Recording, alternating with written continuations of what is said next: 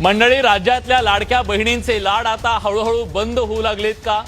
हा आजचा सवाल आहे। ज्या लाडक्या बहिणींनी सरकारला सत्तेत बसवण्यात सिंहाचा वाटा उचलला, ती निवडणुकी आधीची लाडकी बहीण निवडणुकीनंतर अपात्र बहीण कशी झाली, असा सवाल करत विरोधकांनी सत्ताधाऱ्यांवर फैरी झाडायला सुरुवात केली आहे। खरं सांगायचं तर ज्या महिला योजनेला पात्र नव्हत्या, त्या बोगस लाभार्थींचा लाभ बंद करणं हा सरकारचा निर्णय योग्य आहे। पण प्रश्न आहे, जर त्या 80 लाख महिला अपात्र होत्या, तर मग त्यांना 1.5 वर्ष पैसे कोण देत होतं आणि का देत होतं? कोणत्या तपासणीनंतर देत होतं? आणि सगळ्यात महत्त्वाचा सवाल, आधी लाभार्थी ठरतो की आधी लाभ वाटला जातो?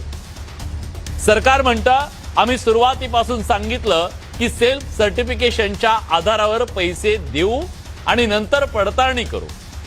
विरोधक म्हणतायत, पडताळणी न करता पैसे वाटणं म्हणजे निवडणुकीपूर्वी मतांचं राजकारण होतं, ही लाच होती आणि आता केलं तो विश्वासघात। मतदान होईपर्यंत सगळं ठीक होतं आणि मतदान संपल्यावर निकष आठवले का, हा विरोधकांचा सवाल आहे। योजनेचा जास्तीत जास्त लाभ देण्यासाठी निवडणुकीच्या आधी गावोगावी शिबिरं झाली, कार्यकर्ते घराघरात गेले, फॉर्म भरले, तुमच्या दारावर आले असतील कदाचित, अर्ज मंजूर झाले, खात्यात पैसे जमा झाले, तेव्हा कुणी विचारलं नाही की तुमचं उत्पन्न किती आहे, कुणी विचारलं नाही की घरात 4 चाकी आहे का, कुणी विचारलं नाही की आयकर भरता का? मग आता निकषांच्या आडून छाटणी सुरू झाली आहे का, हा सवाल विचारला जातो। आणि जर खरंच इतक्या मोठ्या प्रमाणात गैरव्यवहार झाला असेल, तर मग त्याला जबाबदार कोण आहे? 80 लाख महिला म्हणजे किती हजार कोटी रुपये गेले, आणि तेही बोगस लोकांना। मग या सगळ्याची वसुली सरकार करणार आहे का? सरकार म्हणते नाही, आम्ही फक्त पुरुषांची करू।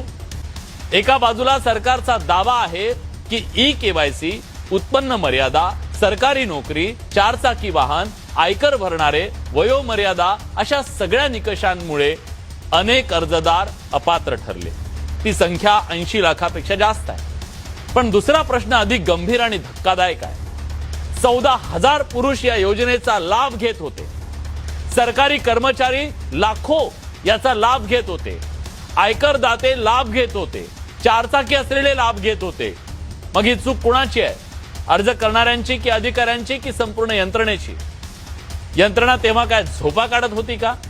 निवडणुकीपूर्वी जास्तीत जास्त खात्यांमध्ये पैसे पोहोचवण्याची ती राजकीय खेळी होती का? हा सवाल आज केला जातोय।